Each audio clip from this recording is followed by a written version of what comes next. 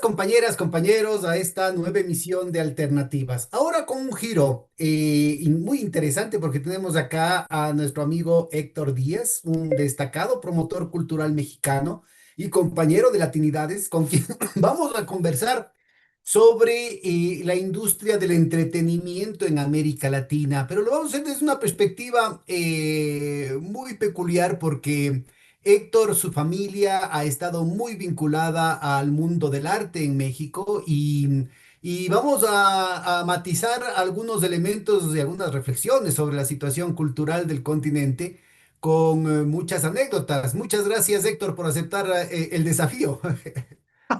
Pedro, te agradezco que me estés invitando ahora a tu programa. Anteriormente nosotros te invitamos al de nosotros, el de Natividades, con la idea de que poder basarnos en la experiencia y las visiones que tú tienes para poder entender más o menos qué está pasando con el mundo, con el orden mundial, que está muy complicado, tú lo sabes, cada vez está más complejo, pero hoy digamos que estamos haciendo una especie de break y vamos a hablar de otra cosa que son también temas interesantes y, por qué no decirlo, también importantes, como dices tú, sobre la industria de entretenimiento, sobre la industria cultural, en la que México tiene un papel muy, muy, muy interesante a nivel mundial, incluso y latinoamericano, como también lo tiene Brasil y también lo tiene Colombia, y como también lo tiene Ecuador, con algunas cosas que he visto muy interesantes, que incluso de burla contraculturales, como pudiera ser Enchufe, esa Ujú. serie Sí, que hacen Enchufe allá en TV, muy Ecuador, buena.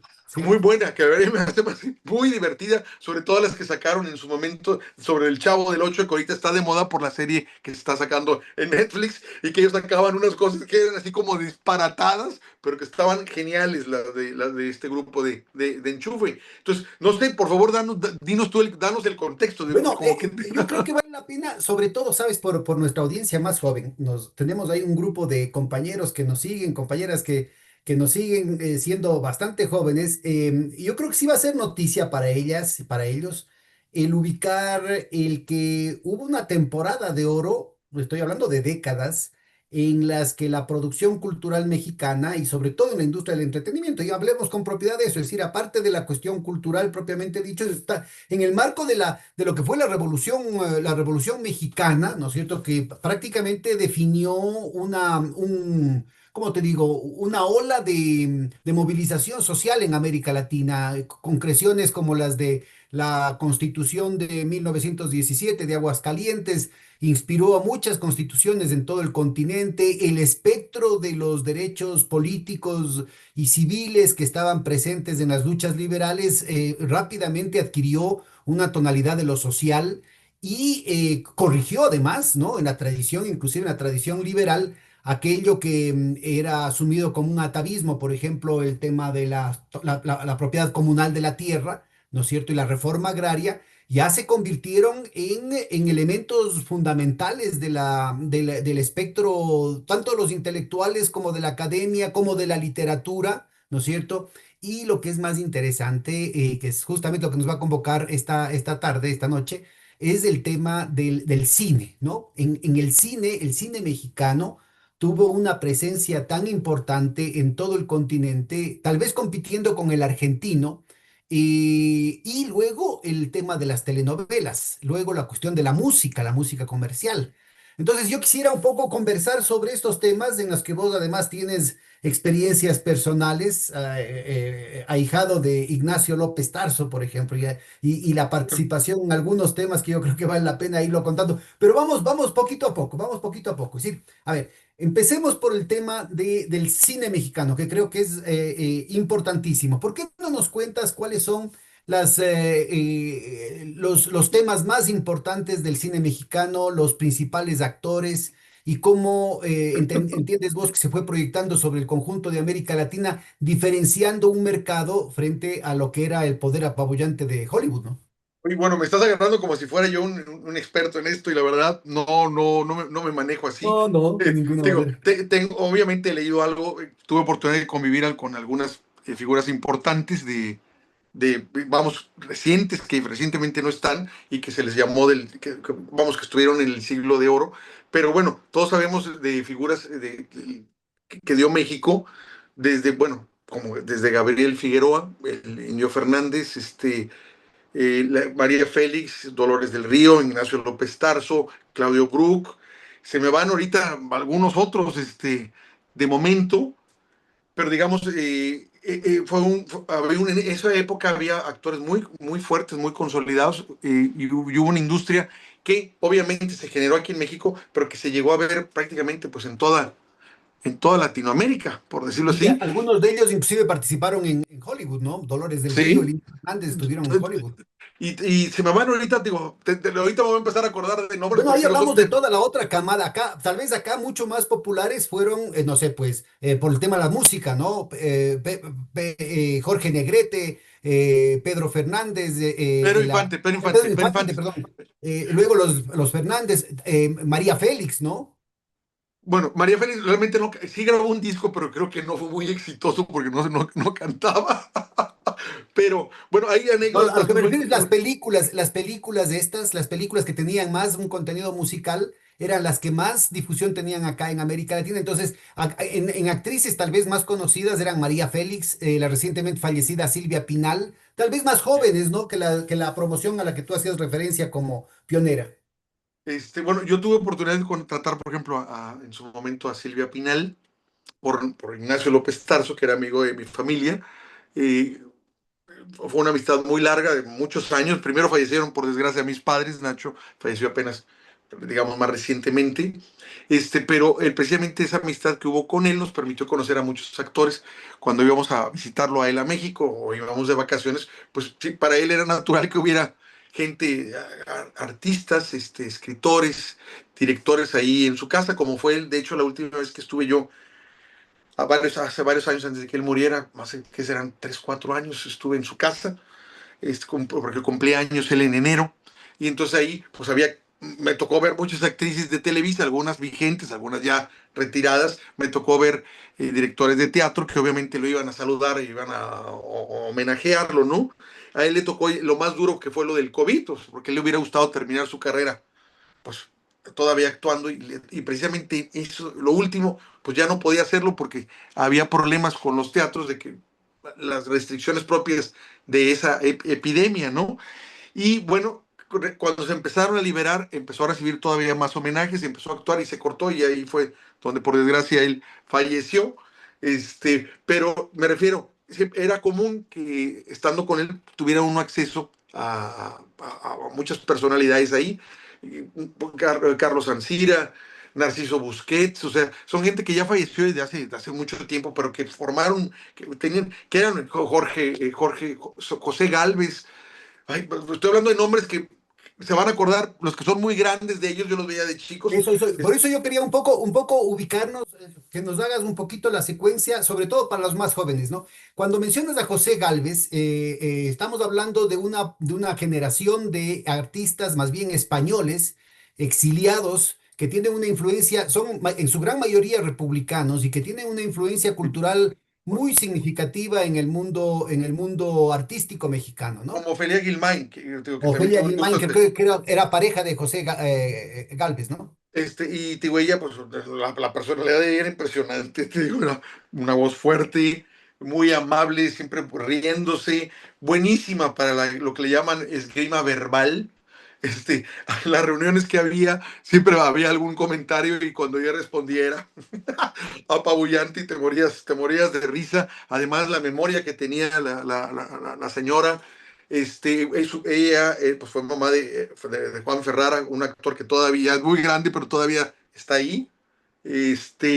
Y te digo, hay muchas anécdotas. Por ejemplo, también te Bueno, y puedo también, y, contar. o- y otra, y otra que era protagonista, porque ya Ofelia Guilmain siempre hacía el papel o de mala o de suegra en las telenovelas, ¿no? Sí, Ya era una persona mayor. En cambio, sí, Amparo Ribeles, a pesar de que creo que la diferencia de edad no era muy grande, era hasta muy, muy, muy recientemente, digamos, hasta los años 70 80 ella seguía haciendo papeles de protagonista, pues, ¿no? De muchachita, a pesar de que sí, tenía sus años, ¿no?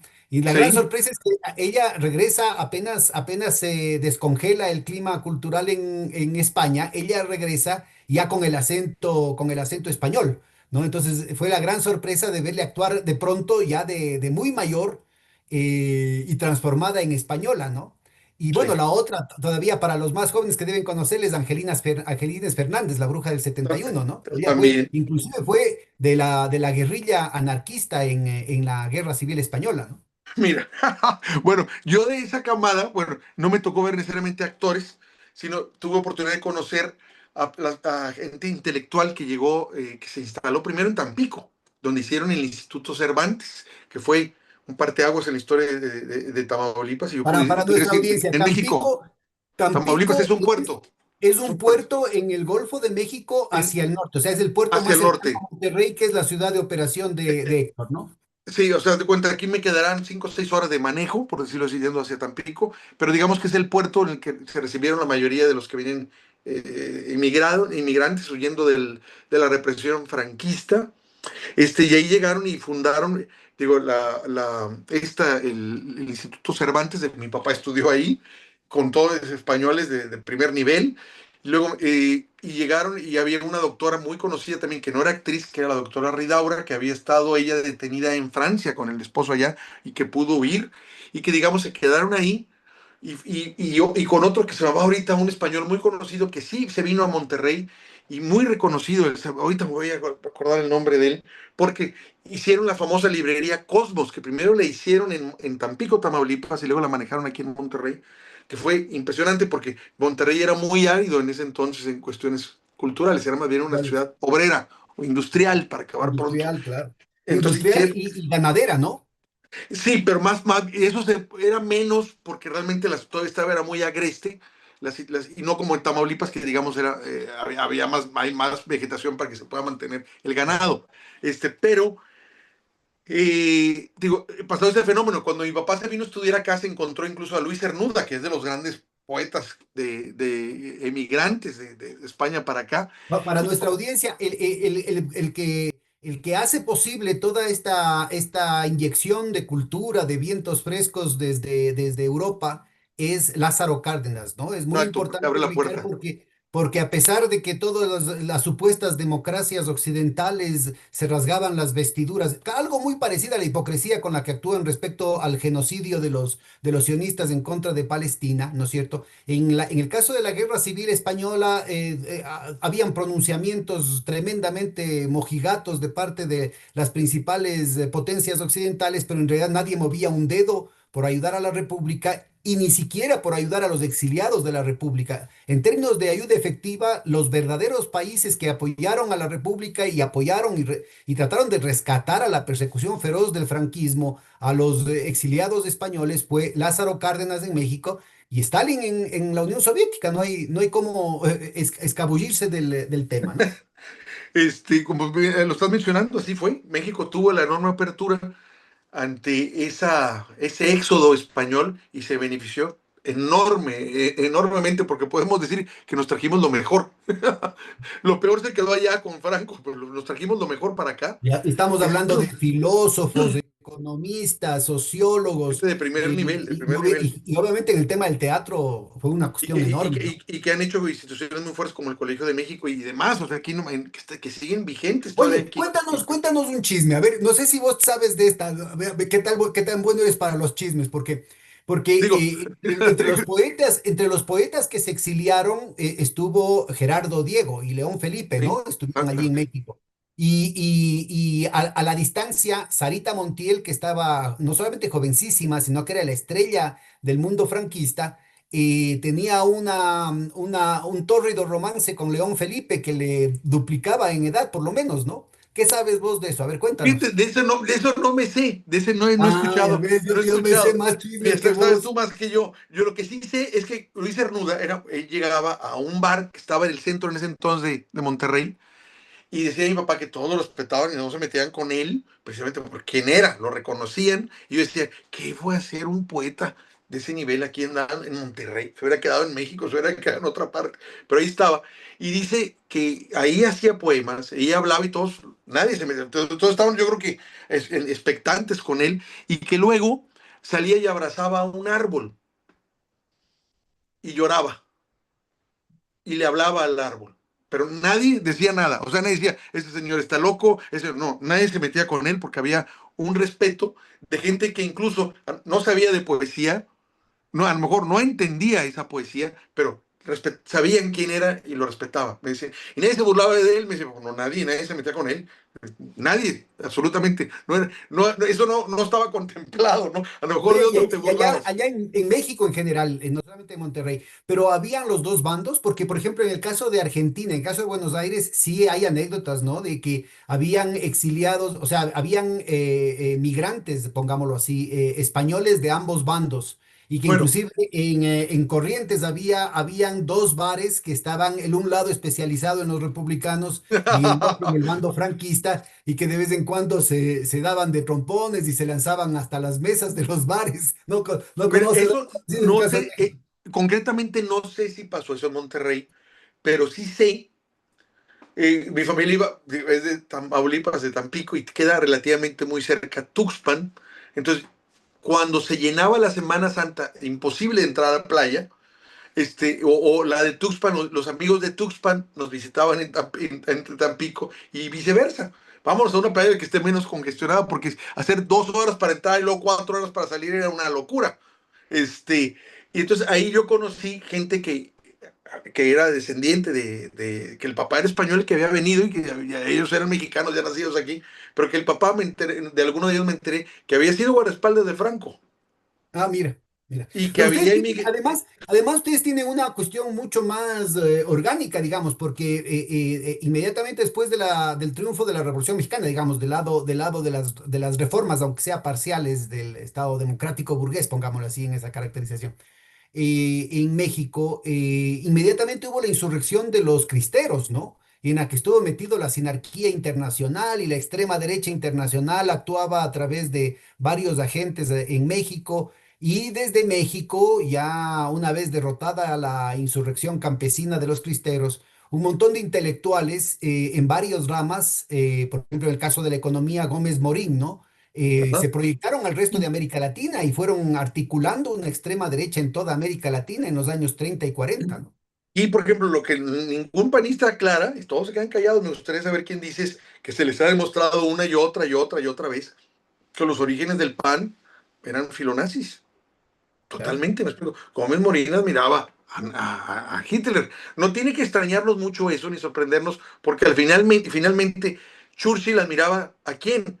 A Benito Mussolini. No solamente que lo admiraba, ese es otro chisme que vos no tienes, pues. Churchill tenía una partida, inclusive cuando no estaba en funciones oficiales, entre comillas, tenía una partida de matones, digamos, una partida de sueldos de matones, tanto dentro de Gran Bretaña como afuera, y parte de ese rol de pagos estaba Mussolini. Entonces, esa relación empieza durante la Primera Guerra Mundial y Mussolini era del ala izquierda del Partido Socialista. Mussolini personalmente lo compra y le pagaba, si mal no recuerdo, porque volvió a aparecer el dato recientemente, le pagaba el equivalente a 8.000 libras actuales, 8.000 libras esterlinas semanales para mantener el periódico Il Popolo. Entonces, para Dale. que vayan viendo, ¿no? Entonces tenía unas redes en todo, en realidad en todo el continente americano también, pero también los nazis, ¿no? Va, para que veas, es que, qué cosas.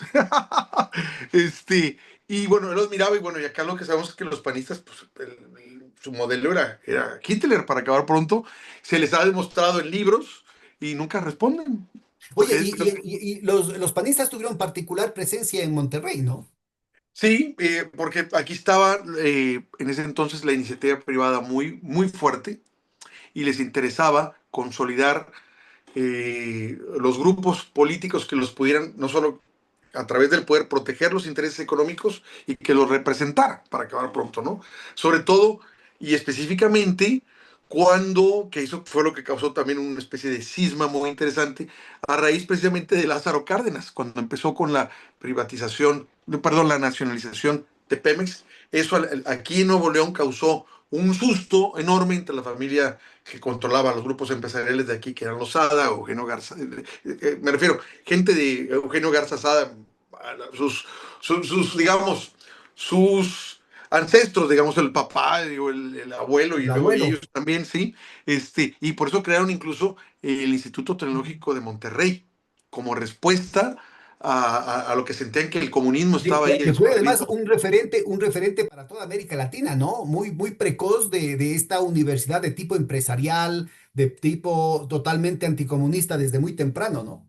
Yo me tocó, bueno, yo estudié ahí una temporada, no acabé ahí, estuve ahí y me tocó ver en su momento a gente que era, el papá era ministro o de Ecuador o de Uruguay o de Colombia estudiando ahí y realmente de manera impresionante porque algunos traían Mercedes-Benz como alumnos.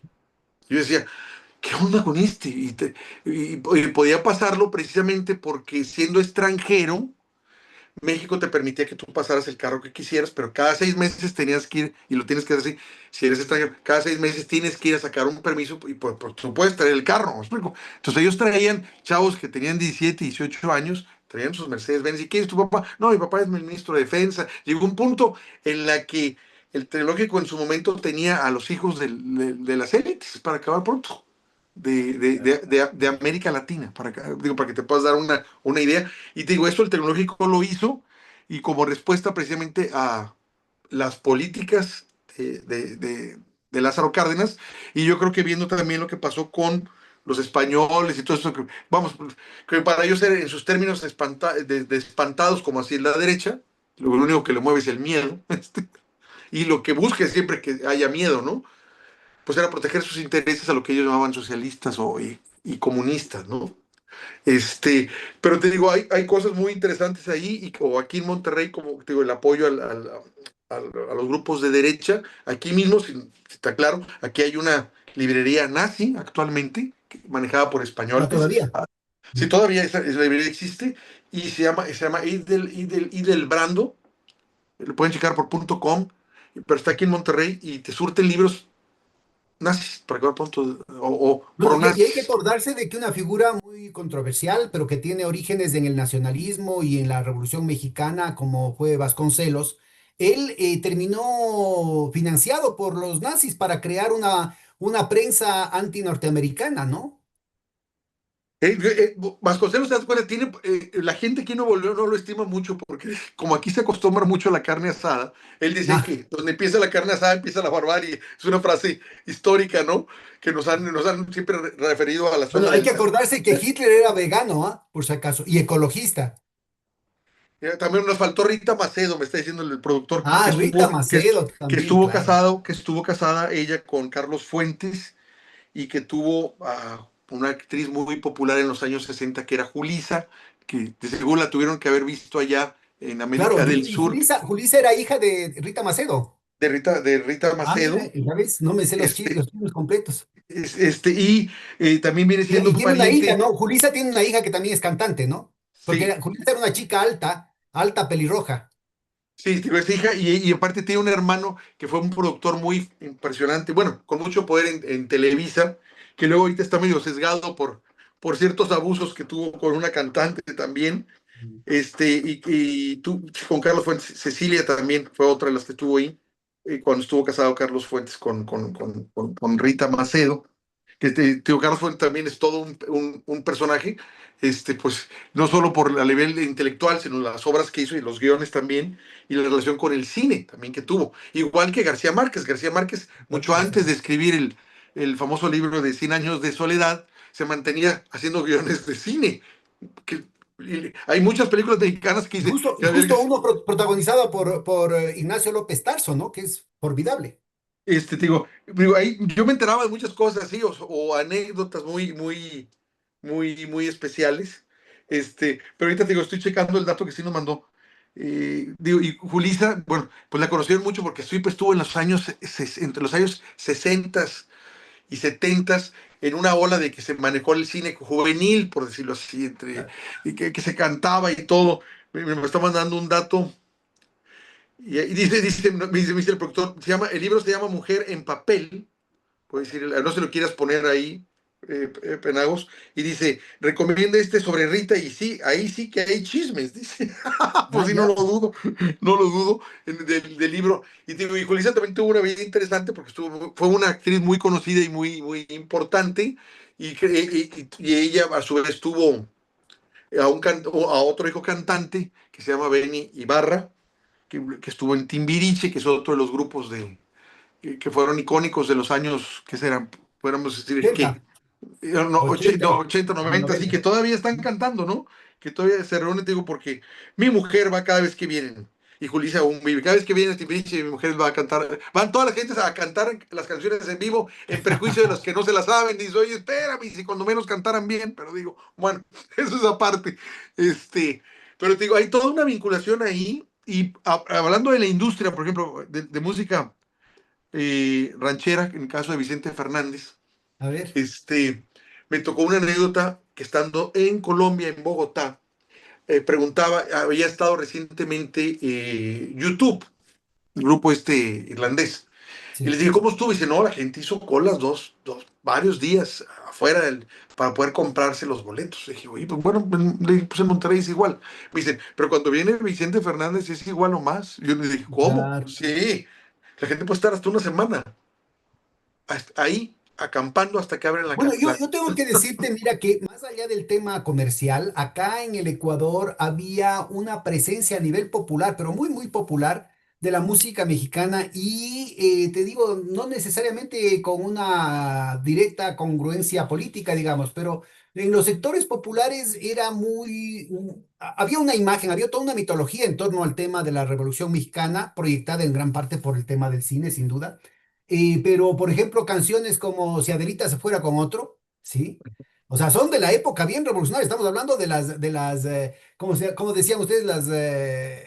Las mujeres que acompañaban a la tropa en Adelitas, las las Adelitas. Adelitas, ¿no? Entonces, pero hay otro nombre, las guaricheras, ¿no son las guaricheras?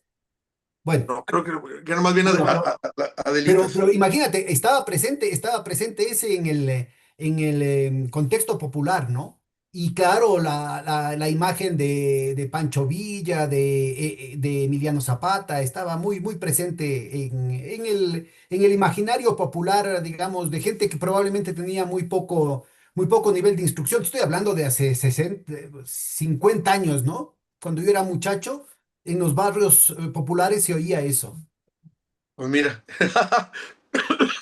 está bastante interesante lo que Sí, estás sí, y te comentando. digo, a nivel intelectual no cabe duda en cada una de las ramas, ¿no? Es decir, si me hablas, como te decía, en el caso, por ejemplo, de Gómez Morín, el papel que ha tenido en la transformación del Banco Central, se crea también todo un mito, ¿no? Estamos hablando de niveles técnicos. Y entonces la gente tiene, inclusive historiadores, economistas de izquierda, tiene una idea totalmente equivocada de lo que era Gómez Morín, porque Gómez Morín vino en la época de Lázaro Cárdenas, pero era totalmente opuesto, pues, a Lázaro Cárdenas. Vino Exacto. acá a tratar de sostener un banco central totalmente vinculado a lo que ahora llamaríamos neoliberalismo, pero fue la gente de aquí del Ecuador la que obligó a transformar el Banco Central en un banco de desarrollo, porque estábamos en plena crisis de los años 30, ¿no?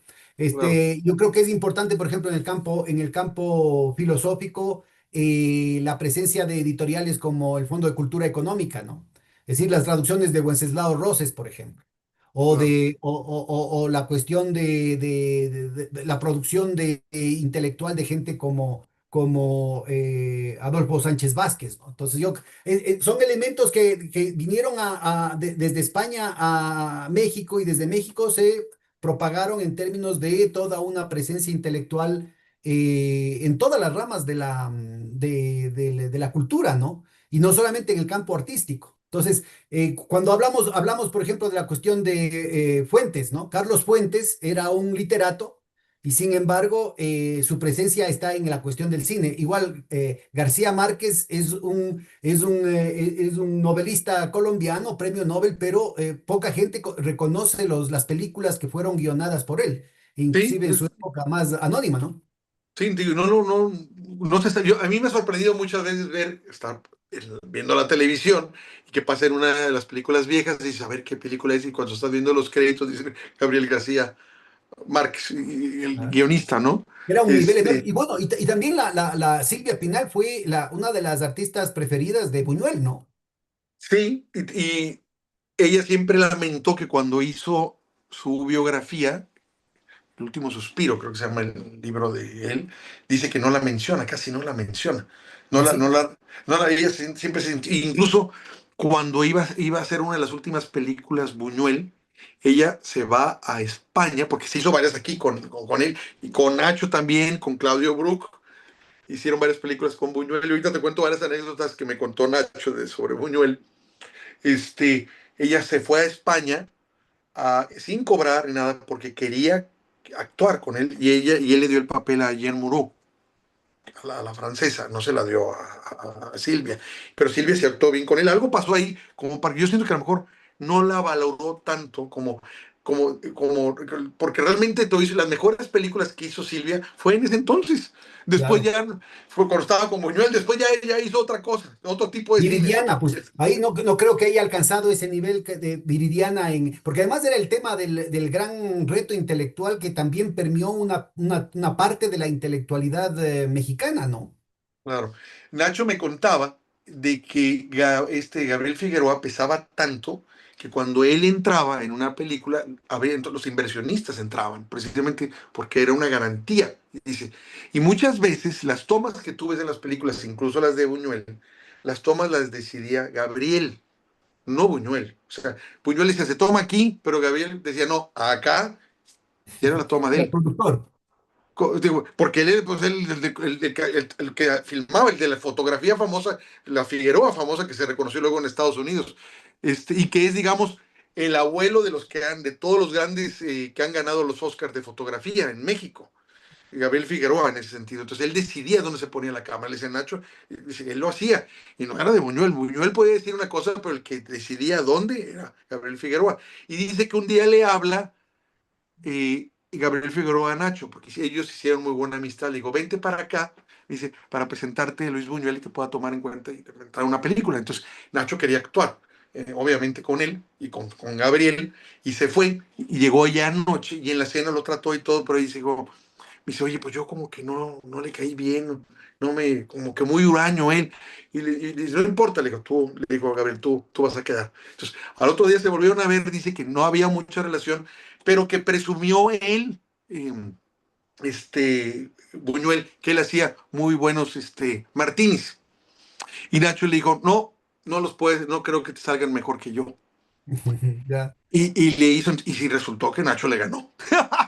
O sea, no, dice, aquel lo que no sabía cómo quemarlo, me explico, con el hielo y todo el martini. Me dice, yo le gané y que le gustó más el mío. Entonces empezamos ahí la relación con Luis Buñuel. Y luego me comentó que estando en la obra, haciendo la película El hombre de papel, que es una película en la que Nacho prácticamente no habla, está mudo, y hay una escena donde se junta mucha gente a un acto que él está haciendo, el director lo manda a llamar y le dice, no diga nada, pero ahí está el maestro Buñuel entre la gente viéndote. Y sale él viendo a Nacho actuar ahí en esa película, ¿no? Digo, se me hizo una anécdota muy interesante sobre Luis Buñuel en este caso, ¿no? Dice, vamos, Oye, y en vamos a todo tomar. este periodo, digamos, la derecha orgánicamente no tiene, porque básicamente es una ideología tipo PRI, ¿no? Con importantes, digamos, inclinaciones sociales, inclinaciones, digamos, del tipo intelectual, porque Buñuel no es un tipo de izquierda, es un anarquista, más a lo Dalí, ¿no? No necesariamente es Sí. la izquierda.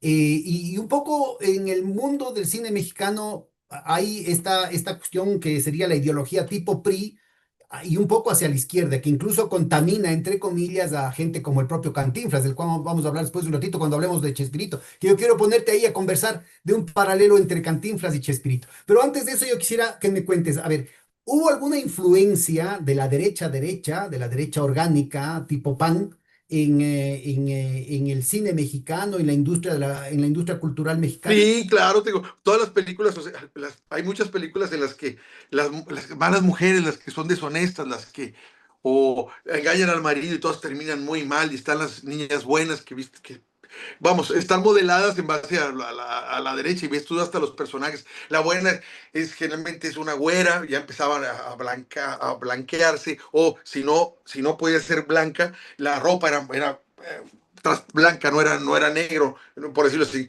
Y te das cuenta cómo hay un castigo siempre, hay una moraleja en la que se castiga al que se comportó mal en términos sociales, según los términos de la Bueno, eso derecha, sí, ¿no? pero eso está inclusive en las tipo PRI, digamos, ¿no? Siempre Sí, está siempre digo, presente, siempre, inclusive siempre, con la siempre he estado. presencia, la cuestión social, siempre hay este tema, bueno, por un lado la cuestión asistencialista, ¿no? Pero por otro lado también esto que vos dices, el castigo moral, ¿no? Hay un Siempre el que castigo no se moral la paga. y te digo, y no ves desnudos en la obra tampoco, no ves. Por Bueno, eso te digo, mi mamá me cuenta que era prohibido, las películas de la Silvia Pinal eran prohibidas para menores de 18 años. sí, pero, bueno, también estuvo prohibida y muy mal vista Los Olvidados, precisamente. La que filmó Ujú. aquí, Buñuel estuvo muy, al régimen no le gustaba, pues todo lo que ponía ahí, que es una película muy dura.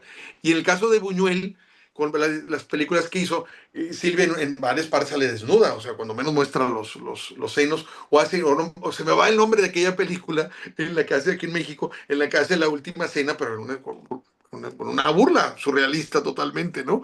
Todas esas películas, pues obviamente estuvieron vetadas por el establishment de derecha, ¿no? El discreto encanto de la burguesía, creo que era ese, ¿no?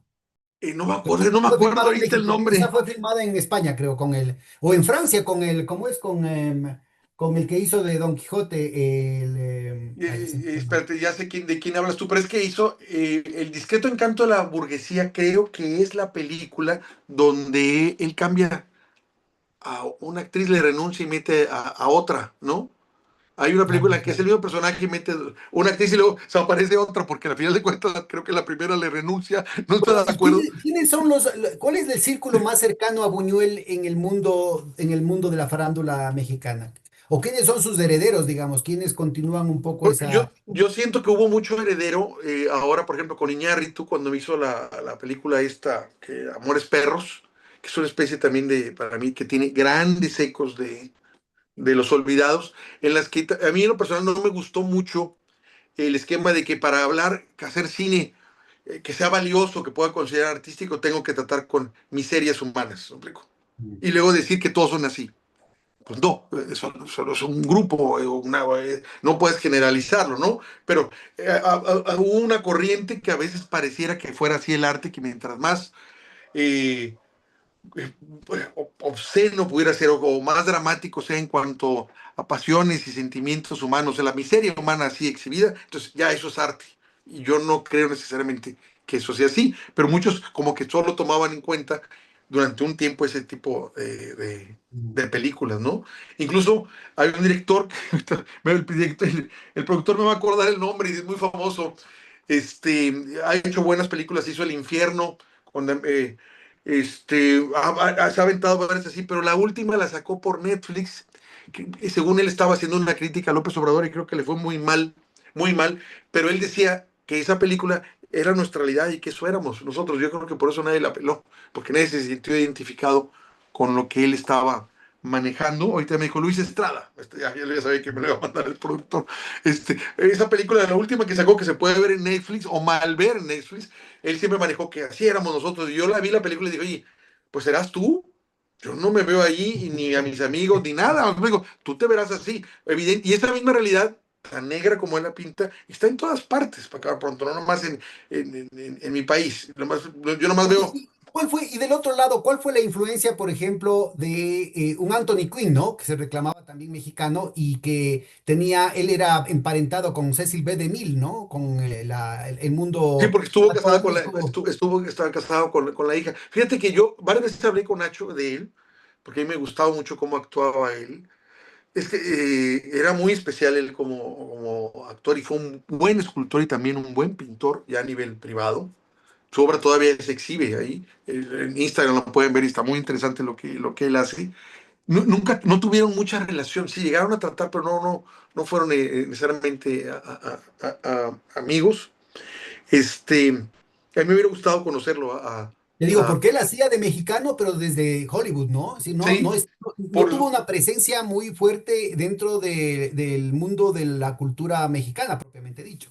dice que él se fue para allá desde muy chico, como inmigrante, y supo perseverar realmente en una industria donde hasta el día de hoy maneja mucho estereotipo, y sus estereotipos, te digo, no tenían nada que ver con Gary Grant, Rock Hudson, me refiero en cuanto físicamente, que eran tipos más guapos o más beneficiados con una genética que la de él, Y él, sin embargo, supo pues manejar bien, con todo y su físico, su arte actoral para hacer obras memorables realmente, como Sorbe el Griego, por mencionar alguno. Hizo también Los Hijos de Sánchez, hizo muchas No, obras, digo, pero muchas películas. nunca, no escapó en muchos casos del estereotipo, ¿no? Siempre Sí, hacía digo, un malo, personaje secundario, o de árabe o de latino, como Pillo. digo, pero te digo, pero no era malo, era realmente Muy buen actor, muy claro. bueno. Claudio Brook también, incluso, o en algún momento, bueno, dado que yo tenía relación con Nacho, para mí era el mejor actor que había en ese momento en el país. Y un amigo dijo, no, el mejor es Claudio Brook. Entonces le dije yo a Nacho, oye, pues, y nada, Claudio, me dicen que Claudio Brook es muy bueno. Incluso un amigo que me cae gordo me dijo que es mejor que tú. Y Nacho dijo, él era muy buen actor y era muy bueno, me dijo, incluso para las obras musicales, dijo, no cualquiera, me dijo, no Así, cualquiera. no, yo no he visto ninguna musical con el Caribe Brook. Me dijo Porque no, tiene esa vocesota, tenía pues esa vocesota así profunda, Claudio ¿no? Brook decía, y también salió en las películas de Luis Buñuel, este, decía, él era bueno para las dos, podía ser, no muchos actores, o sea, le reconoció que era buen actor. Bueno, para mí Nacho, precisamente por cómo veía que actuaba, y las anécdotas que nos contaba, pues digo, siempre aprecié mucho su actuación, o las Ahora, anécdotas que nos mira, contaba. Ignacio López Tarso, no solamente que se destacó con película y con papeles, ¿no? Porque además muy exigente, es decir, el espectro de personajes que le tocó caracterizar fue muy amplio, ¿no? Un tipo con una Sí, textura enorme. digo, incluso estuvo en España actuando y fue reconocido, y en toda América llegó a actuar, que la mayoría de las veces llegó obras para allá. En España hizo la obra Tirano Valderas, toda una temporada larga, entonces Porque llegó a además ser era teatro, cine y telenovela, ¿no? televisión y telenovela. Mi papá llegó a decía, él es el primer actor de Hispanoamérica, porque ninguno, ni siquiera los españoles, tienen ha hecho lo que ha hecho, porque hizo trato clásico de Shakespeare, hacía todo, me explico. Y antes de morir, antes de que empezara el COVID, llegó a hacer hasta 3 obras diferentes en una semana. No, mire. 3 obras diferentes.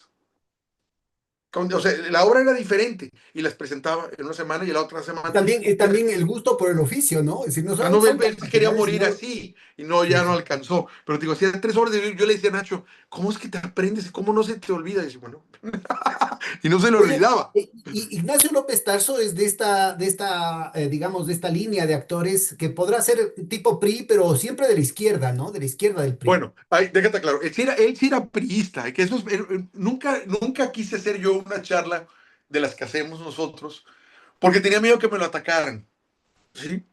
Porque él realmente no apoyaba a López Obrador. Él siempre fue priista, por decirlo así.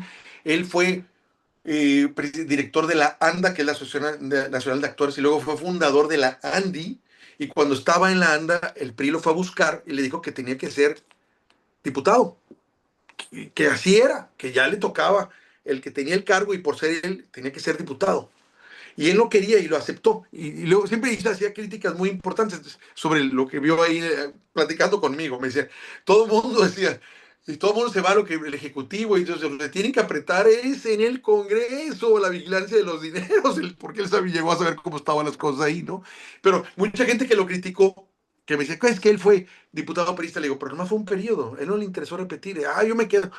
Nunca le interesó, él sí, él lo cumplió, y luego se dedicó ¿cómo se llama? Pues a lo que él hacía, desde salir en televisión o dar corridos. Sí me comentaba que cuando él estaba pidiendo el voto, porque sí hizo el recorrido, que la gente lo invitaba a cenar, a desayunar, a comer, y le decía, mire, no importa, vamos a votar por usted, pero queremos saber qué pasa con este personaje. Porque, entonces, y él se la pasaba contando lo que la gente le preguntaba de los papeles que él le había hecho. La gente decía, no nos platique, vamos a votar por usted. Lo que nosotros queremos saber es qué pasó con Macario, por ejemplo, que fue Claro. uno de los grandes personajes de él. ¿Qué pasó? ¿Por qué? Y él, pues él les contaba eso. Me dice, mi gente muy humilde me invitaba a cenar, a comer, y eso le sirvió mucho a él para darse cuenta también de muchas realidades.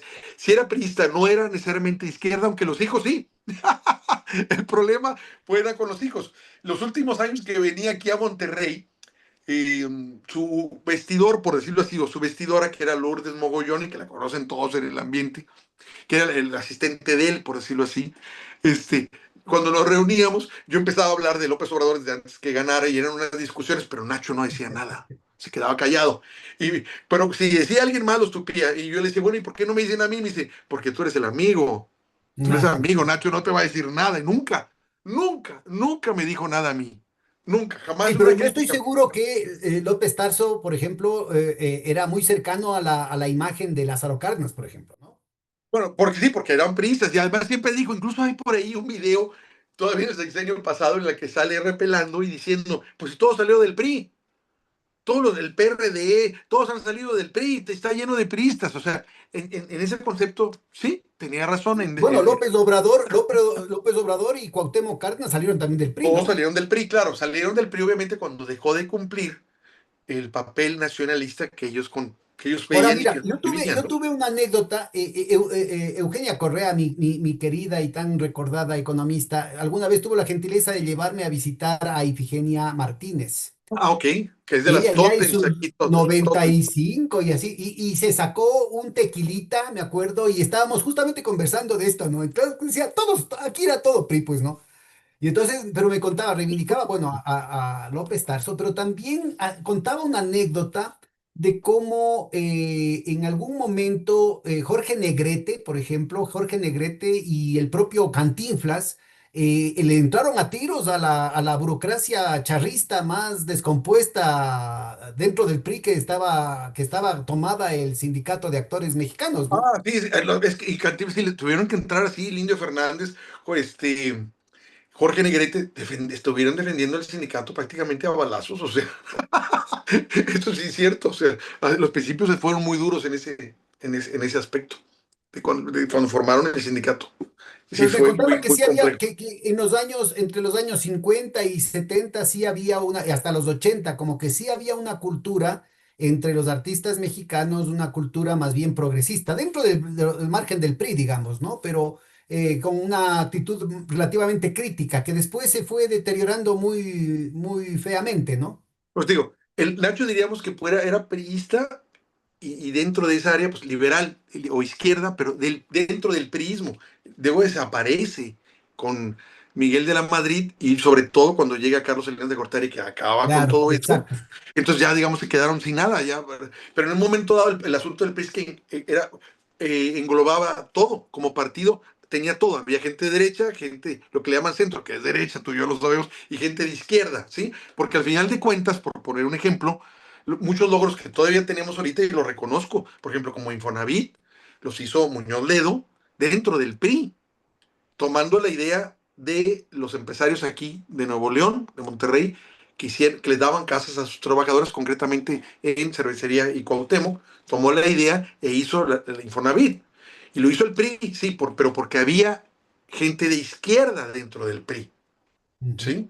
Entonces, digo, después ya se derechizó totalmente. Y ahorita yo no sé ni qué mamorreto es ya el PRI. Pero digo, pero dentro de las anécdotas que ahorita me acuerdo, está que cuando Nacho actuaba, por ejemplo, con María Félix, a la que en una entrevista, de las últimas que dio en un programa en la que salía Verónica Castro, le están preguntando a ella sobre diversos actores. Y habla, por ejemplo, Arturo de Córdoba, que era un buen actor, y decía, ah, es un locutor. ¿Pero cómo? Pero nomás tenía voz, dijo. Y fulanito, no, que se me caía gordo, y así estaba ella descartando. Y Nacho dice, no, ese era actor. Fue de los pocos que ella dijo, Al eh, Ignacio López Tarso. es actor. Bueno, yo le comenté eso a Nacho en algún momento y se reía, pero luego contaba de que cuando estaban en las obras, en las películas donde estaba ella actuaban, pues María se aislaba, nadie la tocaba, ¿me explico? Pero generalmente cuando se termina una película se hace una cena, una fiesta, por decirlo así. Entonces le pedían a Nacho que fuera a decirle a ella a que fuera, porque a veces se negaba. Ya, bueno, entonces Nacho iba y con Nacho Era sí una hacía diva. caso. Sí, o sea, podían ir otras personas y tú le decían, oiga, no nos hace caso la señora, no nos toma en cuenta, por favor. No le podría decir usted, entonces Nacho iba a ver María, por favor, acompáñanos. Y María ese día, pero porque iba Nacho, pues dijo. Nacho la hacía que ahora sí que conviviera con todos los demás. Este, y comentaba de ella y comentaba sobre todo de Dolores de Río, que decía que era una mujer muy culta, muy, muy preparada. Dice, muy culta y muy, muy preparada. Hablaba muy bien Con de... menos aires, menos aires de diva que María Félix, creo yo, ¿no? Exacto, exacto. Pero digo, con María se llevaba, porque yo creo que era con el único con el que se llevaba. A los demás, no, no los trataba bien, esa es la verdad. Pero con Nacho nunca tuvo ningún problema. Basando en lo que Nacho mismo nos decía y bueno, viendo cómo se expresó ella de él en esa entrevista, ¿no? Como también cuando hicieron la obra, lo que es el asunto del... Hay un juego que se llaman no sé cuántos grados de separación estás tú de una persona que tú crees que no conocer, pero tú tienes al final de cuentas alguien que la conoces, ¿no? A mí, cuando yo estaba chico, me encantaba una actriz que se me hacía bellísima, que era Jacqueline Bisset, ¿no? Ah, claro. Se me hacía bellísima, era hermosa esa mujer. Pues nada, que actuó con Nacho en la obra que se hizo aquí, que hicieron John Huston con Albert Finney, que era Ah, esa no la amigo he de visto. Nacho. Esa ¿Cuál película es? ya viejo, hicieron la obra bajo el volcán. Entonces me decía Nacho, y yo tengo varias fotos así abrazando a Jacqueline. Y me decía, mira, tú Ah, mira. estuviste cerca de ella ahí. Entonces nos contaba que le había enseñado a los clamatos, porque a Nacho le encantaban los clamatos, a Albert ¿Qué son, Finney, qué el son clamato. qué son los clamatos? Clamato es una bebida que lleva cerveza, pero lleva jugo de tomate, le ponen especies, sabe muy rico. Yo la he probado, pero no sé cómo hacerla. Pero sabe bueno, sobre todo ayuda mucho para las crudas. Al otro día que te tomas un clamato así helado y ¡ah! Pero también sabe muy bien, aunque crudo o no crudo. A él le encantaban los clamatos y le enseñó los clamatos a Albert Finney. Entonces, aquí él se ponía unas que hasta que John Ford le dijo, oye, por favor, ya, pues ya no puede llegar a estar borracho, ya plácale, porque ya necesitamos que le bajen, porque si no, no podemos acabar la Claro. filmación. Y estuvieron en contacto mucho, mucho tiempo, ambos, sobre todo cuando Y perdieron vos con contacto, Jacqueline Bisset, ¿cuánto tiempo más tuviste de contacto? no, yo no, yo nomás digo, nomás que Nacho la Solo la abrazaba, foto decía, nomás. para que ellos como que perdieron contacto, luego lo volvieron a retomar cuando Nacho hizo una obra muy bella, muy bonita, le hicieron cine, pero el autor dijo que la mejor versión que había visto era con Nacho, incluso fíjate, inglés, el autor, Teatro. la obra se llamaba El Vestidor, hay película de esa, y salía Nacho y salía con Héctor Bonilla Ah, otro en esa actorazo, obra. ¿no?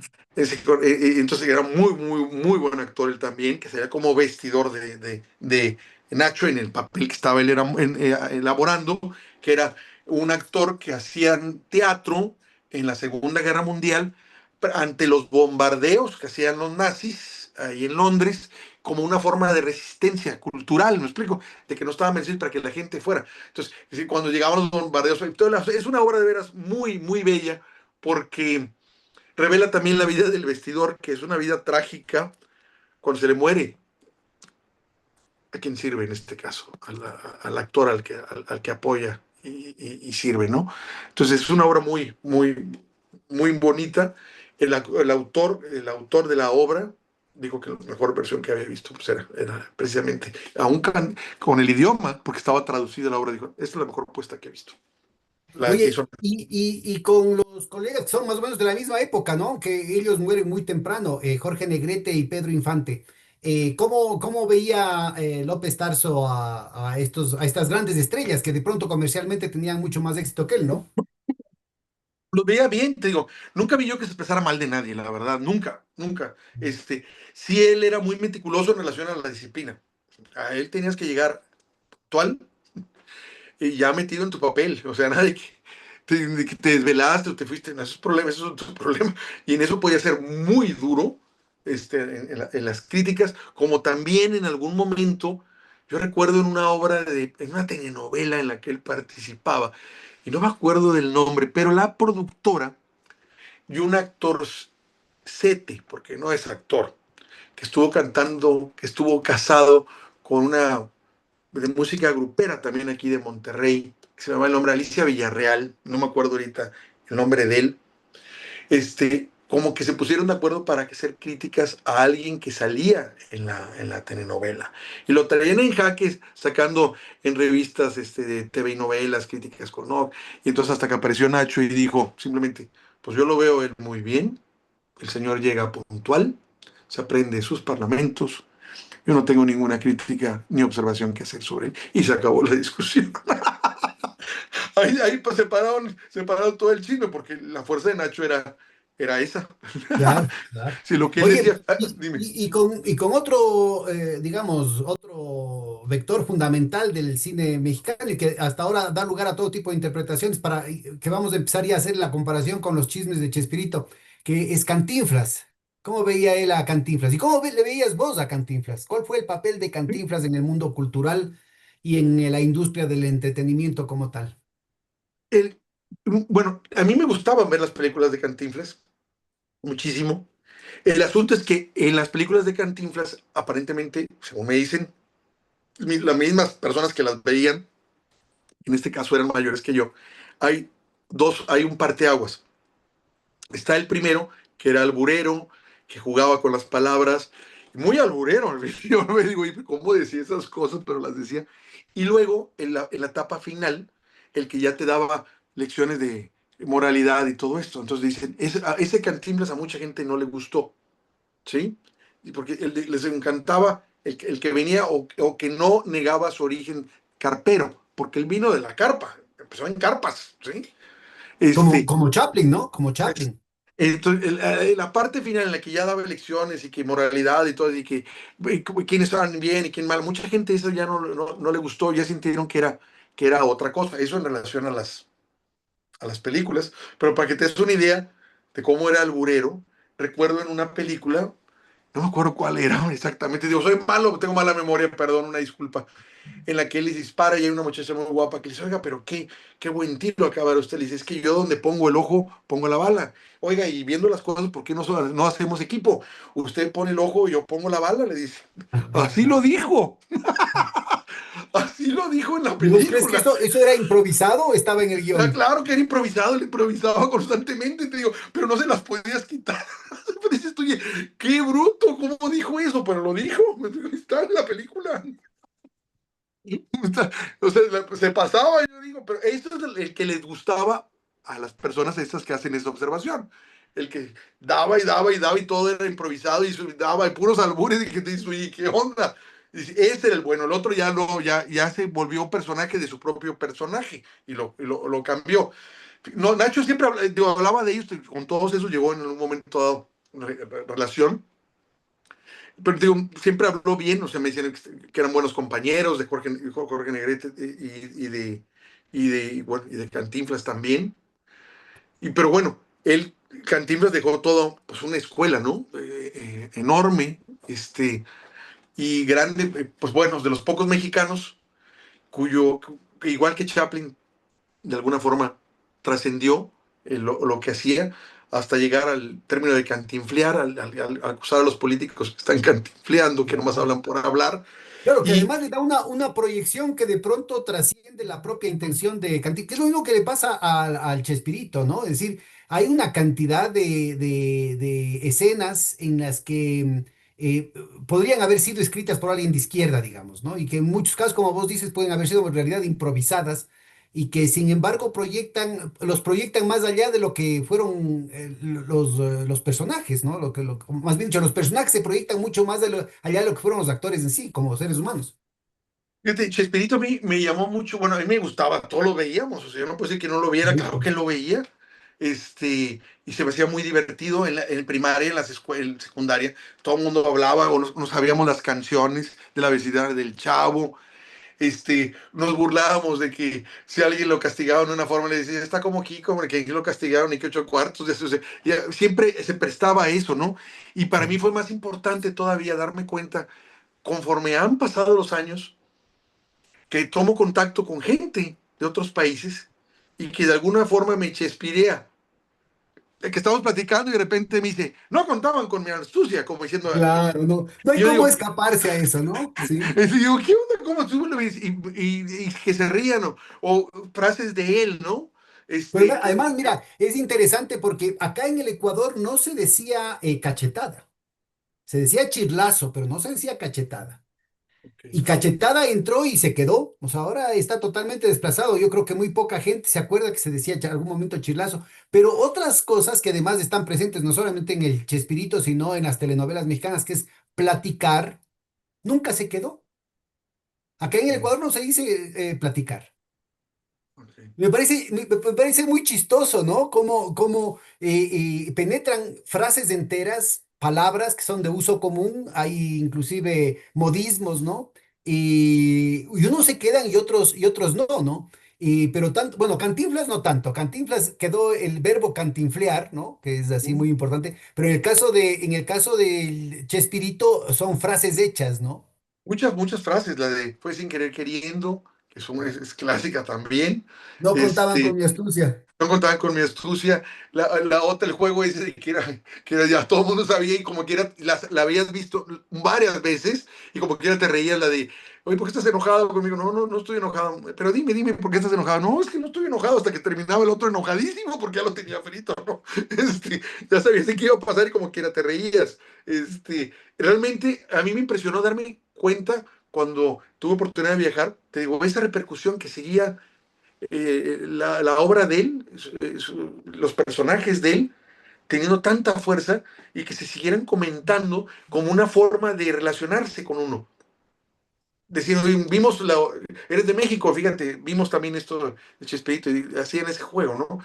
Yo decía, bueno, ¿qué onda con eso? Para mí fue muy impactante que todavía, que al día de hoy, digo, hay unas personas con las que yo charlo de vez en cuando que son los sindicalistas de Brasil.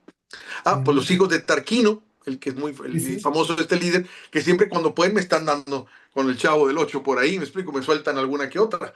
Y te digo, me llama mucho la atención ese hasta dónde llegó, como también me llegó y me llamó mucho la atención porque no había visto ese análisis, el que llegó a hacer en su momento Rafael Correa sobre el asunto de la vecindad del Chavo y el caso Claro, de doña Florinda, claro. de que estaba igual que ellos, porque ya sentía la diferencia. Y digo, ¿cuál diferencia? Pues estabas igual de que volada que los Claro, otros. ese ya lo convierte en un instrumento de pedagogía social, ¿no? Porque trata de Exacto. caracterizar cierto tipo de psicología, ¿no? Así, muy contradictoria en la constitución de la conciencia de clase, digamos, en términos de que dice los florindos, ¿no? Entonces, los florindos personifican justamente lo que después acaba justamente de escribir un sociólogo brasileño, ¿no? Los pobres de derecha. Y es una tipificación que yo creo que es importante seguir elaborando, ¿no? Los florindos, pues sí, porque esa mujer se sentía así como que, wow, la superior ahí de la vecindad. Y no, ¿cuál era? Pues estaba igual que los otros, era nomás la actitud lo que la definía diferente, no la condición del lugar donde vivir, ni siquiera en términos Además, económicos, ¿no? es este tema, este complejo, esta necesidad, esa ansiedad aspiracional tan fuerte, ¿no? Que hace que la gente se vire respecto a lo que es su gente, lo que es su destino, y que termina haciendo daño no solamente a la comunidad, sino se terminan haciendo daño a sí mismo por las opciones políticas que adoptan, ¿no? Que escogen por sentirse que son diferentes cuando realmente comparten el mismo barco, o en este caso la misma vecindad. Eso está algo de analizarse porque sigue teniendo repercusiones. Y te digo, yo no conocía esa dimensión hasta que leí hace varios años ese análisis que hizo Rafael Correa sobre el personaje, ¿no? Diciendo, me pasa esto, y aquí estamos todos influenciados por esto. Y dijo, oye, pues yo hasta ahorita siempre he escuchado que el Chavo del Ocho los divierte mucho, nunca había visto un análisis así de ya político y sociológico de lo que estaba realmente, con otra visión de lo que estaban manejando ahí, que estoy seguro que los personajes ni siquiera, no fueron pensados ni siquiera de esa manera, ¿no? Pero retrataban una Y bueno, realidad. ahí está el genio, ¿no? Ahí está el genio, es decir, que un poco adquiere vida propia, ¿no?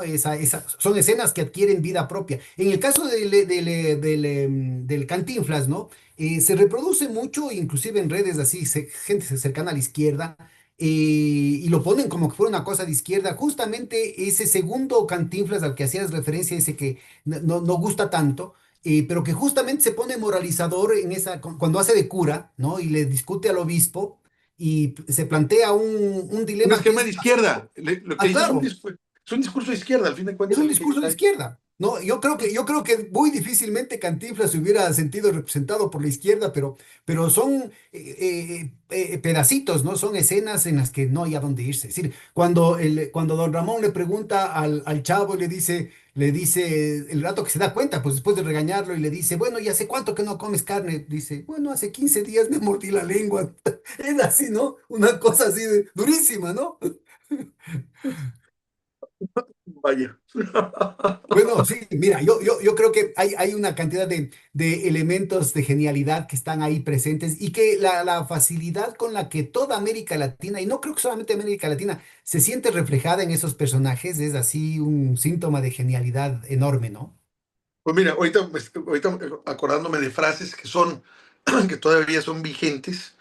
Recuerdo esa telenovela que, en la que participó Rogelio Guerra y Verónica Castro, que se llama Los ricos también Ah, lloran. los ricos también lloran. Que fue un éxito en Rusia, ¿no? Sí, sí, bueno, todo el mundo, yo creo que entró a todas partes, o sea, en Rusia fue enorme, pero la frase esa, los ricos también lloran, o sea, es toda una, también es una Bueno, declaración. justo comentamos este tema con Atanasio Campos, un compatriota tuyo que estuvo justamente en plena caída de la Unión Soviética, en el periodo de que pasó de Unión Soviética a Rusia, estuvo en toda esa crisis social y él contaba justo lo que estás mencionando tú, el tema de los ricos también lloran, que fue un éxito en Rusia, ¿no? Y entre otras cosas fue un éxito porque fue una especie de venganza frente a la decepción, porque la gente obviamente se había hecho unas idealizaciones, pero fabulosas respecto a lo que iba a ser el paso al capitalismo, iba a ser la liberación y todos de pronto iban a ser ricos. Y el rato que se dan cuenta de que no se dan con la piedra en los dientes y que solamente eran unos pocos los que iban a hacerse ricos, entonces el rato que aparece, los ricos también lloran. Era un poco la venganza popular, ¿no? De decir, bueno, esta es la compensación, el consuelo que tengo. No voy a ser rico, pero por lo menos los ricos también lloran, ¿no? Sí, y te digo, y pegó muchísimo, digo, son fenómenos que se han dado.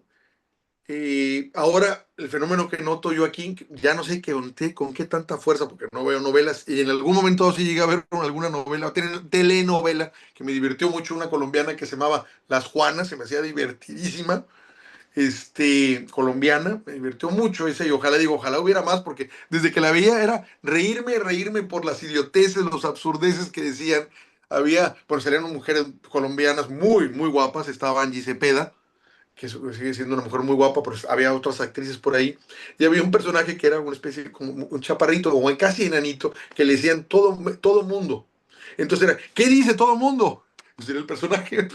Entonces se prestaba algo muy, muy especial esa telenovela que luego la Algo así versionaron. como el coro, ¿no? En las tragedias griegas, ¿no? La versionaron luego en México y no, la No mejor era pudieron sacar. realmente A la ver, colombiana. cuéntame a propósito que mencionas de eso, cuéntame cómo se vivió, cómo percibes vos que se vivió el destronamiento, ¿no? Porque hubo un momento, digamos, hubo un momento en que eran México y Argentina, los años 40, 50, 60, pero luego ya México tomó la delantera, no solamente en lo que tiene que ver, sobre todo en el cine, la telenovela, en la televisión poco menos todavía mantenían ese dualismo en el tema de la música comercial, pero de pronto con la emergencia del mercado, o más bien dicho, la incursión de las telenovelas brasileñas en el mercado latinoamericano, las venezolanas y más tarde las colombianas, claramente se vio una disminución digamos, del espacio de pantalla que tenía México en toda América Sí, Latina. ¿Cómo sí. se vivió esa situación, digamos, tanto en términos empresariales, comerciales, como en el mundo de los artistas y en el mundo de la cultura allá en México? Pues mira, primero irrumpieron y pegaron muy fuerte porque sus temáticas eran diferentes. A veces, incluso en términos de producción, no eran mejores que las que se hacían en México, pero los temas sí, sí, sí jalaban. Hubo una invasión fuerte de telenovelas colombianas y venezolanas. Hay una. José Bardina era uno de los grandes actores de allá, de esa zona, de la zona de allá, y también Lupita Ferrer, Ujú. que luego emigró a Estados Unidos, una mujer muy guapa y que tiene una carrera larguísima como actriz, que digamos, yo creo que hizo no sé cuántas novelas que se vieron todas en México. Casi, digamos, los personajes casi en la historia pudiéramos decir eran los mismos, ¿no? Una mujer que llega de un pueblo, llega a una casa rica, entra de sirvienta, el niño o el junior de ahí la usa, la bota y luego resulta que por medio de un abuelo ella realmente es la heredera de la herencia de esa familia o resulta que es heredera de otra familia que es competencia de la otra, pero al final de cuentas terminan enamorados el que al Bueno, principio la que es rechazó. un remake de Muchacha Italiana viene a casarse, ¿no? O Bueno, sea, esa novela yo la llegué repite el mismo argumento todo el tiempo. la llegué medio ver porque cuando yo llegaba de la escuela y me ponía a hacer la tarea, mi mamá la veía y salía Angélica María, que fue una cantante y actriz muy reconocida, era buena para cantar también y sabía actuar, le reconozco que sabía actuar, La novia de este, América. la novia de América, y luego se casó con un comiquísimo, de veras era muy bueno este Raúl Bali, que ya falleció, que está la hija Angélica Vale, que es muy buena cómica, salió más al papá que a la mamá en ese sentido. Pero esta obra fue, incluso la volvieron a versionar, pero esa obra fue muy importante, porque fue de las telenovelas que tenían tanto éxito que las alargaban y las alargaban como otra que se llamaba simplemente María, que duraron años. Años, y decía, oye, ¿cuándo va a acabar? ¿De qué se trata? Yo no las veía, pero veía que estaba mi mamá y sus amigas y mucha gente hablaba de esas novelas. Pero la de muchacha italiana viene a casarse, sí me llamaba la atención porque la actriz, en este caso, Angélica María, hablaba como italiana, que era una italiana, ¿no? Entonces eso me llamaba mucho la atención. ¿Por qué? Porque, bueno, mi abuela ya murió, ella era italiana, emigrante en México. Entonces, pues me das cuenta que yo sentí que estaba hablando con mi abuela, ¿por qué? ¿Qué pasa, no? De chico, ¿no? Y esa novela me gustaba porque pues, Angélica María era muy guapa, era muy, Sí, muy sí. guapa, y se me hacía muy bella, pero nunca entendí yo la trama. Y también actuaba un poco el tema lacaniano, que basta que hayan dicho que es la novia de América y uno se encamotaba pues con Ah, no, Angélica sí, María, ¿no? claro. A esa Y edad. salió un actor que no era mexicano, que se quiso todo sacar aquí, que se llamaba Ricardo Blume.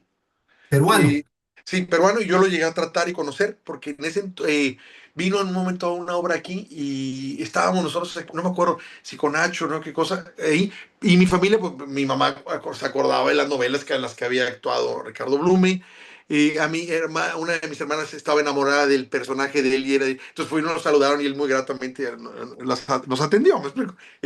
Pero Ricardo Blume se quedó aquí prácticamente aquí en México. Pero eso es de las telenovelas, te digo.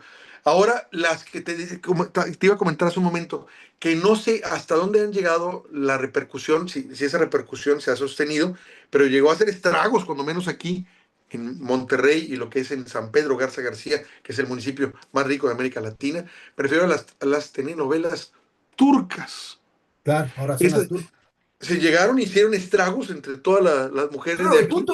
el punto es que hasta coreanas han venido con todo el costo del doblaje y toda esa cuestión. ¿Cómo es que México se dejó destronar, digamos, de una No posición tan sé, pero segura las y turcas, rígida las turcas hicieron quítate que ahí te voy, porque incluso gente que yo llegué a tratar, yo nunca vi ninguna novela turca, en algún momento sí vi a lo mejor algo, media o 20 minutos, y sí me llamó la atención que había mujeres muy guapas en las actrices. Yo dije, oye, qué guapas son esas actrices. Y obviamente las mujeres veían por la contraparte, pero me llamó la atención que llegué a conocer señoras de 60 años, de 50, 70 años, que estaban Capúchicas. aprendiendo turco, de tanto que les gustaban las novelas turcas y gente de dinero y de clase social alta que estaban hipnotizadas con las novelas turcas. Yo dije, las telenovelas turcas, digo, pues, ¿de qué tratan? Realmente no he sabido yo de qué tratan, pero yo me imagino que algo movieron con una intensidad muy fuerte que no lo están haciendo las telenovelas mexicanas. Hubo un hito, digo, Televisa estuvo manejando muchas telenovelas así, y debo recordar que el fundador de Televisa dijo alguna frase muy clave y que tal vez eso denotó después la decadencia. Dijo él, yo hago televisión para jodidos, dijo, para los jodidos, dijo. Así lo dijo, el famoso tigre, Azcárraga. Este, y empezó a bajar, yo creo que la calidad de los programas que emitían. Conservan todavía en algunos, que he visto, algunos culturales, pero lo que quiero decir con esto es que pues, le dieron entrada finalmente, por ejemplo, incluso a la televisión de la competencia, de Salinas Pliego, este nefasto empresario, que le debe al erario millones y millones y que se niega a pagar, que lo que hizo fue contratar a Epigmenio Ibarra, que es totalmente pro AMLO, precisamente, y empezaron a generar una serie de telenovelas diferentes. Por Con, ejemplo, con ¿cuáles? Es que creo que ya no les he visto. creo que uno de ellos, a ver si el productor ahorita lo sabe, porque él tiene más memoria que yo, por lo que creo que uno se llama Mirada de Mujer, creo. Empezó, crearon un parteaguas en las novelas que eran muy diferentes a las de Televisa y las les dieron en la torre para acabar pronto, con personajes más grandes, con actores más grandes, más maduros y temáticas maduras. Se llama, Mirada de Mujer se llama exactamente, y que pues, las producía Epigmenio Ibarra, que es, digamos, uno de los grandes, grandes voceros de la 4T actualmente. Nada personal, fue otra. Y digo, eran obras, bueno, que hasta mi papá veía, porque me decía, oye, es que está muy buena esa novela. O sea, es una buena novela. Yo decía, tú la ves. Cuando yo llegaba yo a visitar y me los veía Pues sentados viendo mira, la tele. yo creo que acá al Ecuador no llegaron. No, no, yo tengo que confesar que después de La Cruz de Marisa Cruces, No. no, no, yo sí vi algunas novelas históricas. Justo había una en la que López Tarso hacía de general de la Revolución, ¿no? Ya en los años 30. O sea, Bueno, es que empezó con la esas Revolución novelas, Mexicana y acababa en la época de Lázaro Cárdenas, ¿no? López Tarso hacía de uno de los generales de la Revolución que apoyaban a Lázaro Cárdenas. Esas bueno, creo que es de las últimas que vi, pero no he visto las recientes y me da la impresión de que estos de Tele Azteca no han llegado a aquel Ecuador. bueno, Nacho sí actuó mucho cuando y Televisa hizo las famosas sus telenovelas, pero históricas, que realmente, digo, ahí sí Buenísimo. estaban, sí eran muy buenas, muy bien hechas. La Y última esa que creo que hizo, con más antigua, con María Félix, la Constitución, ¿no? de las primeras, fue el llamado, la telenovela se llamaba El Carruaje, que era la vida o el De desempeño Benito Juárez. de Benito Juárez. Y de las últimas en las que actuó Nacho, pues él sale de Porfirio Díaz, en este caso, ¿no? Las Ah, mejores esa no son he las que visto. fue, Aparece, él actúa de Porfirio Díaz. sale de Porfirio Díaz ya grande, Ajá. ya en la parte final. A ver, y más recientemente, Pero ahí la reina del coraje. deberías promover de que deberían sacar un canal de YouTube, ya el ciclo comercial ya se acabó y deberían recuperar la presencia de estas telenovelas viejas, ¿no? Pues digo, Son eran muy buenas novelas porque históricamente estaban relativamente apegadas, se invertían, había mucha producción y digo, estas novelas estaban muy buenas. Y de Televisa, que yo todavía respeto, por decirlo así, pero las que sacó el Pigmenio Ibarra, como esas que te mencioné, y otra como que me están diciendo, más recientemente él produjo lo que se filmaba en México de La Reina del Sur, dijo, fueron muy interesantes porque no tenían, rompían el esquema de Televisa y la forma en que se manejaba era como cine. Eso era lo primero, las tomas eran como si estuvieran filmando cine y los temas eran más aterrizados, ¿no? De que más llega fuertes. sí, digamos, más cotidianos, donde llega no de la sirvienta que llega a alguien en primer trabajo y se vuelve la millonaria, pues no, digo, pues nadie se las creía y se casa con el más bonito de la casa, pues estos sí eran telenovelas acá, eran telenovelas pero que trataban con temas de que pues, si una persona tiene cáncer, si a una mujer la deja el marido por alguien más joven y cómo se relaciona, digamos, esas pegaron mucho precisamente porque trataban temas más comunes, Ahora creo más, que la que hace furor en toda América Latina, que aquí creo que lo pasan varios canales, es la Rosa de Guadalupe, ¿no? Son todas vinculadas a la Virgen de Guadalupe. digo, sí, pero también hay una burla de que si dice, no, si lo que está comentando parece la Rosa de Guadalupe, la gente dice, no, Ah, porque ya saben que está muy, muy, muy exagerada, ¿no? Entonces digo, estas que estuvo haciendo Epigmenio y Barra, pues sí fueron muy buenas.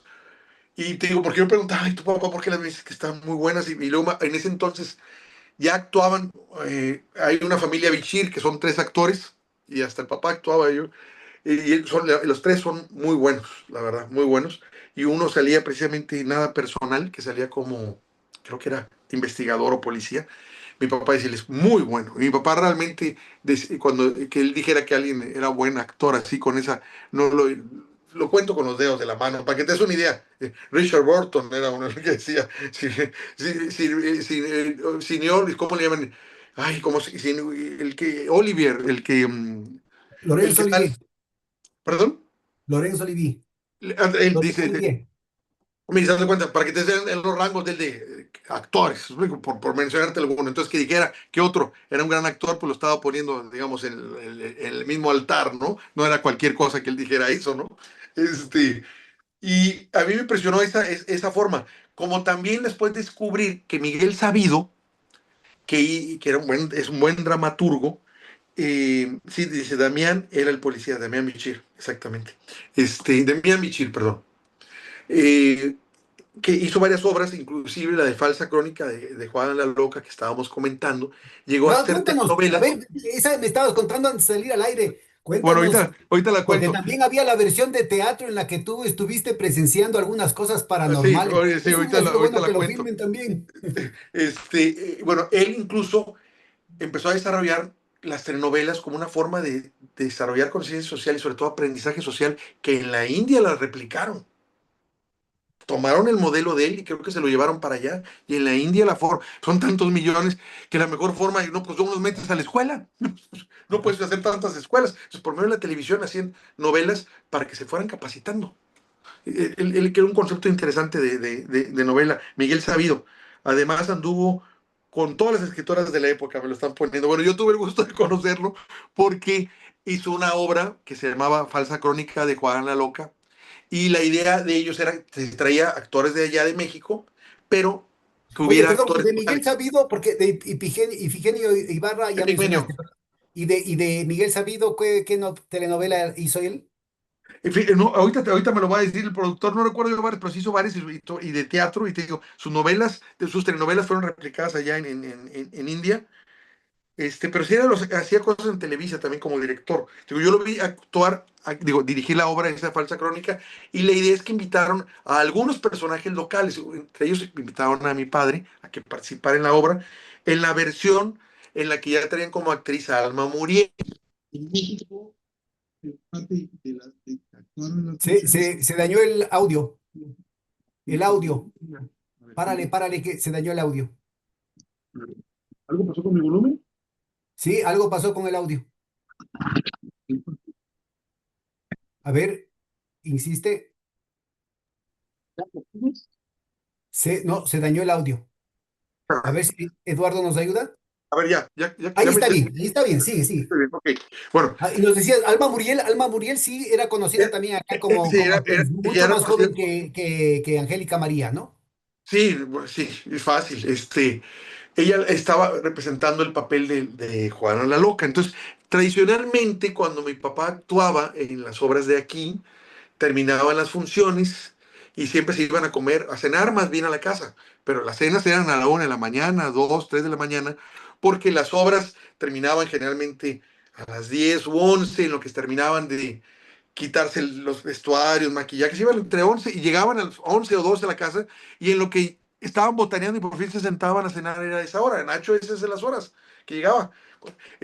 Todos regresaban al hotel a las 6 de la mañana, a veces a las 10 de la mañana.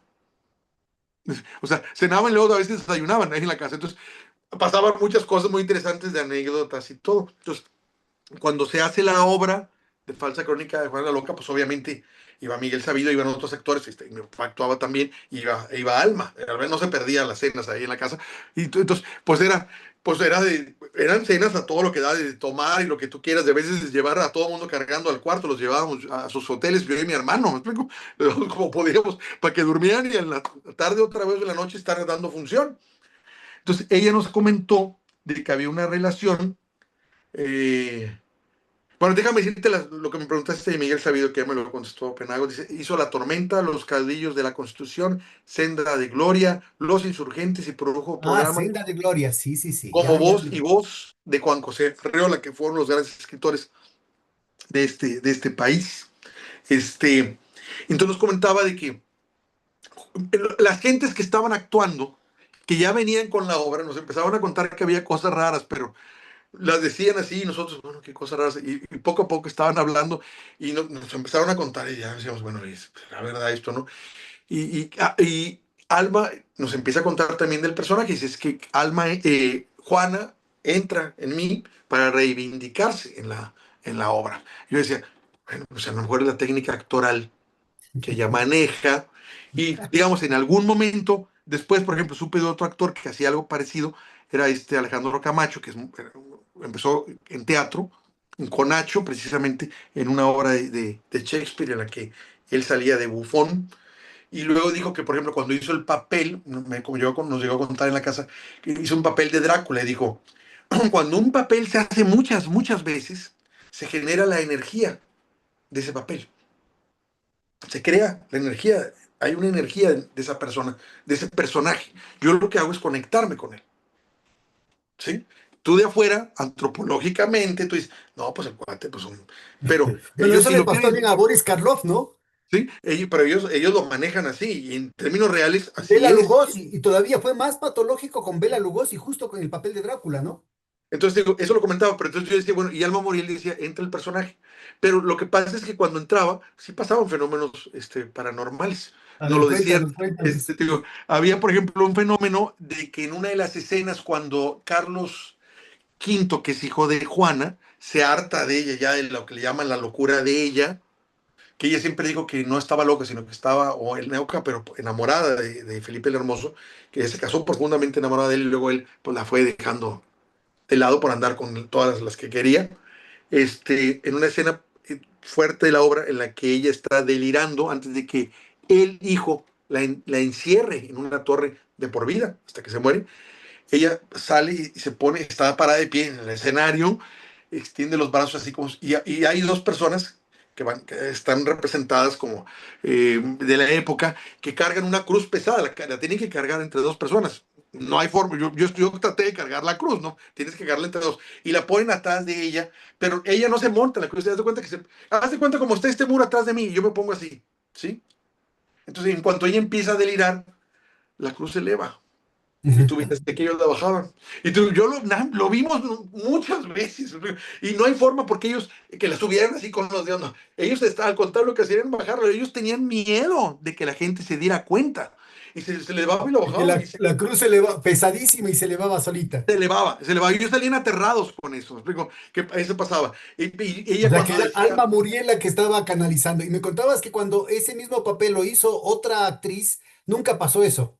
nunca pasó nada de eso. Con Rosa Montero nunca pasó nada de eso. Con ella sí pasó y también pasó que cuando la obra se hizo en México, cuando de aquí salieron para hacer gira, en la que llegaba mi papá y mi mamá,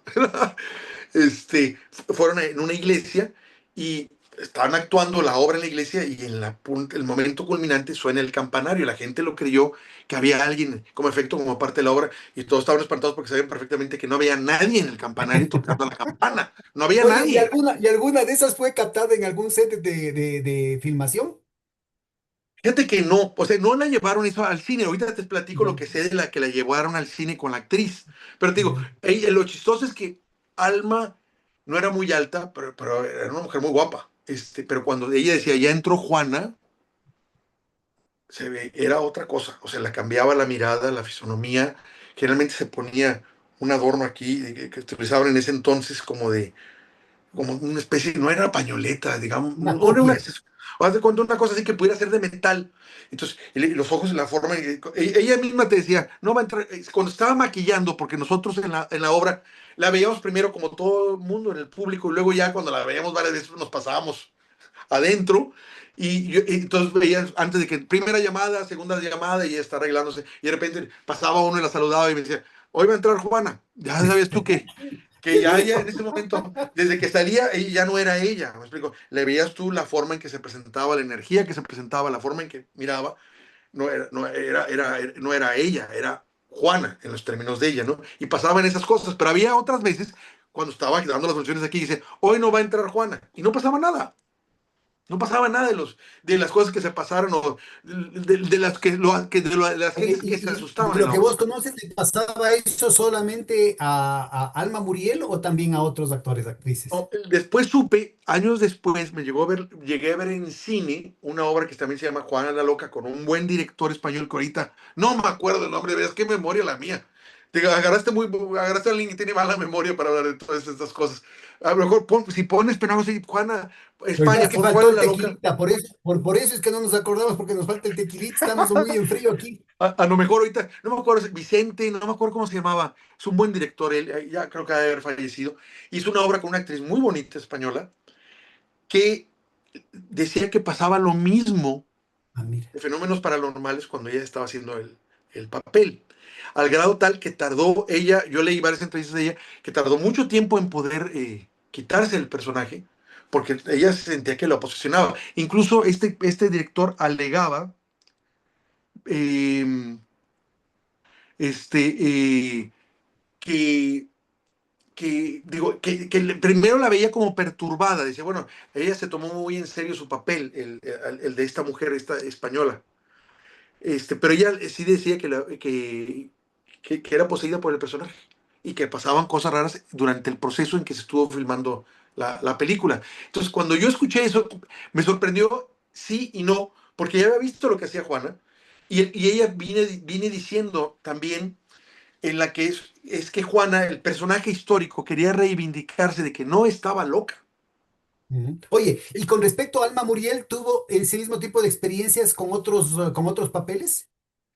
Fíjate que no tocamos ese tema y no creo que necesariamente los haya tenido, porque Ya. ella hablaba de eso. Digo, ella me acuerdo que la gente decía, la que le rodeaba, uno decían, nosotros creemos que es ella con fuerza psíquica de ella, su poder mental, la que hace los fenómenos. Era una explicación, ¿me explico? Pero ella nunca admitió eso. Dice, es Juana la que quiere reivindicarse históricamente de que fue encerrada por loca y no, ella es una mujer enamorada que le jugaron mal, punto. ¿Me explico? Que es lo mismo que decía esta actriz española. Mira, si quieres, déjala busco. Deja ver, espérame. Juan la loca película. Y la película es muy bonita también. La loca, espérame.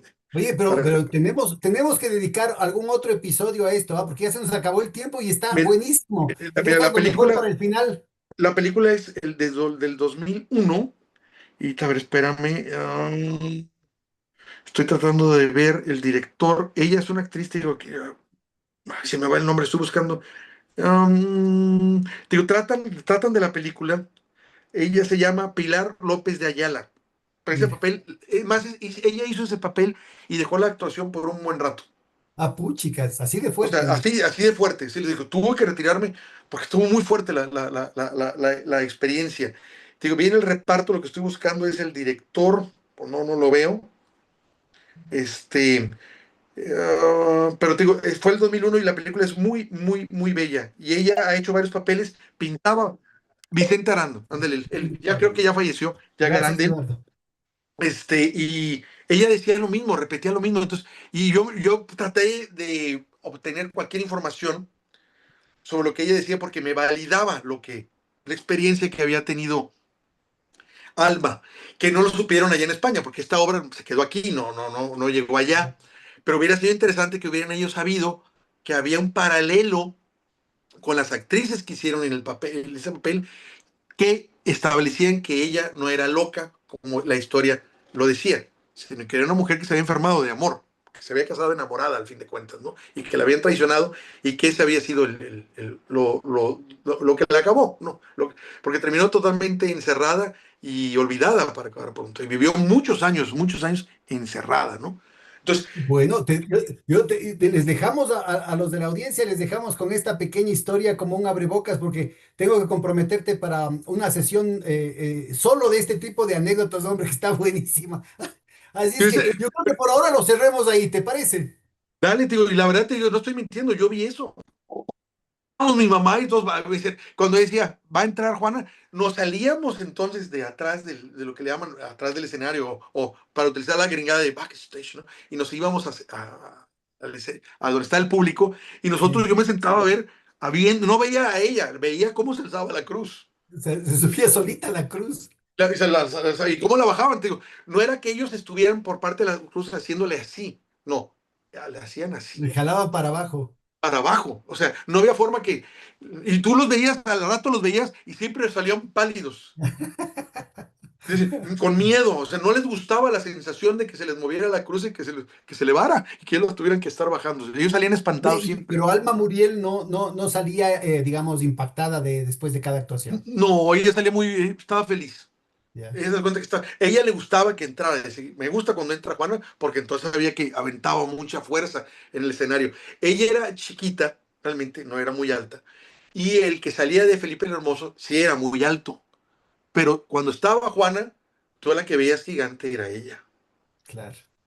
Ella era giganta, que es lo que un actor o una actriz con puro manejo de energía Bueno, mira, yo lo puede hacer. no podría atestiguar ninguna cuestión paranormal, pero yo recuerdo que hace 45 años tal vez, aquí se montó una obra inspirada en una serie de televisión mexicana que se llamaba El Juicio de la Historia. Acá un intelectual ecuatoriano, Pedro Sade Revías, hizo una obra sobre la Manuelita Sáenz. Y Ah, ok. quien hizo a Manolita Sáenz, Toti Rodríguez, hizo un papel formidable, ¿no? Era verdaderamente poseída. Si no había un tema sobrenatural, era porque había una sintonía ideológica, ¿no? O sea, realmente era una recuperación, una reivindicación de una Manuelita que en ese entonces, en el ambiente mojigato ecuatoriano, no se lo enseñaba, no se hablaba de Manuelita en los textos escolares, ¿ah? Mira, Es a partir de esta obra de teatro, de este juicio de la historia, que hacen todo el formato con toda la inspiración de eso, pero yo creo que algo así debe haber pasado a Alma Muriel, el hecho de que en algún momento los artistas logran sintonizarse tanto, compenetrarse tanto con el personaje que proyectan una fuerza formidable, ¿no? pues mira, déjame comentarte nomás una anécdota. No vi yo esa obra en persona, pero sí la vi en documental. Yo siempre, cuando estaba incluso con Nacho, le decía que los políticos son como los buenos actores, actúan y representan bien. Los malos políticos son como los malos actores, no actúan mal y representan mal, ¿sí? O sea, hay papeles en los que el actor el papel es de él, ¿sí? Y te pongo un ejemplo, que es el que se me viene ahorita. El papel del rey y yo lo hizo Jules Briner. Ya ha habido otras versiones, pero ninguna Ah, claro. ha sido tan fuerte como la de él. No ha llegado ninguna a la de él. ¿Por qué? Porque él era el rey. Punto. Él era el rey. ¿Y a qué me baso? Jules Briner estaba haciendo ya las últimas presentaciones de la obra, porque la llegó a hacer en Broadway, Broadway, sí. ya tenía cáncer él. No se sabía mucho, pero ya estaba canceroso y se iba a morir de cáncer. Pero él seguía haciendo la obra, el Rey Yol, porque fue su personaje más representativo, el que más era él. Y en una parte de la obra, digo, yo sí vi ese documental, salen todos los personajes y al final salen los niños, que eran todos los hijos del rey, y todos apuntan hacia atrás del escenario para que aparezca él. Y sale a través de una pirámide. Cuando tú, todos somos normales, pero cuando tú te subes personas comunes. Cuando tú te subes a un escenario, eso es otra cosa. Tú ya puedes ser un dios, tú puedes ser el diablo, puedes ser el millonario más grande del mundo. Ya el escenario es otra cosa. Y eso lo saben los actores y esa es la magia del teatro. Desde el momento que te subes, tú puedes ser cualquier cosa. Afuera eres como todos, pero ahí en el escenario es otra cosa. Bueno, él era el rey. Cuando termina la obra y lo están esperando, pasan como 10 minutos de gente que está esperando que él salga. ¿Y por qué no salía él? Porque él era el rey y él salía cuando le diera la gana. Y cuando sale y brinca al escenario diciendo, aquí está, y se cae el teatro. Todos entendieron que él era el rey. O sea, los tenía ahí aplaudiendo hasta que él quiso. No sé si captas eso, Sí, a lo mejor no lo claro, expreso claro. bien. Él salió, la gente estaba pidiendo que realmente saliera el actor, no, él no salía, porque el rey no quería salir hasta cuando él quisiera. Y él lo estuvo aplaudiendo, todo el mundo aplaudiendo. Y cuando sale brincando sobre el escenario, tras, y se cae el teatro, porque salió el rey. Punto, ¿me explico? Porque en ese momento él era el rey. Y la gente lo entendía así. ¿Me explico? Entonces, son Claro. momentos muy Es la magia especiales. de la representación, ¿no? Exacto. Y en este caso yo no diría que él estuviera representando, él estaba haciendo. Él era. Sí, porque en teatro hay el que tú representas a un personaje basándote en la idea que tienes de él en base al texto y demás, y está en el que tú reaccionas como tú ante lo que dice el texto. Digamos que son dos líneas de actuación muy grandes. Tú actúas no pensando en cómo sería Romeo en la obra. Puedes actuar así, lo han hecho tanto así, lo voy a representar. O voy a representar a un personaje histórico. Pues lo está representando porque hay toda una información y tú lo que haces es pues, representarlo, básicamente. La otra es, tú eres el personaje. ¿Cómo actuarías? O cómo reaccionas ante estos hechos o ante lo que te está presentando el texto, ¿no? Entonces, hay diferencia en los planteamientos, ¿no? En el caso de él, pues es que él era el rey y por eso hizo eso y por eso la gente se lo permitió también. no se lo tomaron como grosería, sino era parte de que Claro, era, claro. eso fue muy, muy impactante. Digo, yo no estuve en esa obra, yo no la vi en Nueva York, pero sí vi el documental cuando estaban hablando de él y sobre todo en esa escena, y la pasan completa. ¿Qué dices tú? Pues es que es el rey para acabar pronto. Y la han hecho otras versiones y no, la El de él. tema de la fascinación, ¿no? La fascinación de la gente. O sea, son temas irrepetibles. Es esa magia que se da solamente en esas circunstancias, ¿no? Pero te digo, pero también se da con los políticos cuando actúan y son uno con el papel. Y voy a poner uno breve. El presidente Andrés Manuel López Obrador quiso ser presidente en el 2006, no lo consigue porque le juegan fraude, también en el 2012 lo consigue hasta después, ahora en las elecciones del 2018. Pero él siempre fue el presidente, en todos los años que no lo fue hasta que lo fue. Todo giraba en relación a él. Él ponía la agenda nacional porque él era el presidente. Los periódicos, a pesar de que él no ocupaba ningún cargo, decían qué opinaba o qué no opinaba, que qué bueno que no estaba porque le hubiera dado en la madre al país. Eran críticas, pero eso es lo que hace un presidente. Todo gira alrededor de él, pues es el ejecutivo, el que ejecuta. Y sin ser presidente, lo primero que hace a ganar él, cuando está festejando el triunfo, sale y dice, voy a ver al presidente Peña Nieto el martes, o sea, 3 o 4 días, para ver estas cosas. Él dio la orden. El otro le pudo haber dicho, a ver, espérame. Tú acabas de ser el presidente votado, eres el presidente electo, pero yo soy el presidente en funciones, en el cargo, y tengo muchos que hacer. Yo te recibo pues cuando yo pueda, no cuando tú me digas. Y Peña Nieto lo recibió el día que él dijo. Y a partir de ahí, faltaron casi 6 meses en que tomara posesión, Peña Nieto ya no existió. El que existió era el presidente. Electo, no en funciones, porque era el que mandaba. ¿Sí? Hay personajes, incluso así en política, que es lo que te quiero Claro, decir. Él siempre fue, nunca dijo, bueno, no me dio el cargo, voy a ser senador, ahora voy a ser gobernador. No dijo, no, quiero ser presidente, porque él era el presidente. Y así se vio, nadie lo dudaba. Con los otros, pues, sí, con él, independientemente que pudo haber tenido muchos aciertos y también muchos errores, no cabe duda que él era el presidente. Tan así que por eso, cuando lo llegaron a atacar en Estados Unidos de que narcotráfico, yo no soy ningún traficante y corrigen, y tuvieron que corregir los gringos eso. Me quitan el que estén fondeando grupos de aquí, a grupos de derecha con la USAID, se los tuvieron que quitar, porque él estaba ordenando. Cuando el embajador gringo hizo unas declaraciones y que quería decirle, no te voy a recibir, no lo recibió, porque era el presidente. Todos los demás veo es lo que diga el gringo o lo que diga el presidente. Acá no, porque él era el presidente. Le gusta a la gente o no. Siempre lo fue, hasta que le dieron el cargo especialmente, ¿no? Digo, ese es el otro lado, también el lado político, digo, de que también quien ejerce el cargo, porque el cargo es de él. claro. El mundo de lo simbólico tiene sus dinámicas y sus leyes propias, ¿no? Así Es un es. lenguaje específico, sea en el mundo del escenario, sea del escenario político, del escenario artístico, ¿no?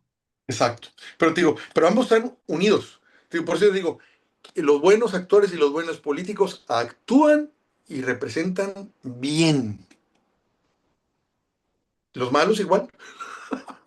Por desgracia estamos llenos de malos políticos y también de muchos malos actores. Oye, Pero bueno, tienes que comprometerte a darme otro tempito y hacer una sesión como esta. Ha estado ha estado encantadora, ha estado muy mira, ilustrativa, llena de mira qué bueno que aristas, te gustó. temas interesantes, pero sobre todo yo la he degustado, pero cada segundo. Te agradezco mucho, Héctor. No quedo pendiente, Pedro, esta vez que estoy a tu disposición, estamos en contacto. Te agradezco la invitación, espero que haya salido bien. No, yo he pasado súper bien. Eduardo, muchas gracias también, ¿ah? Y hasta la próxima.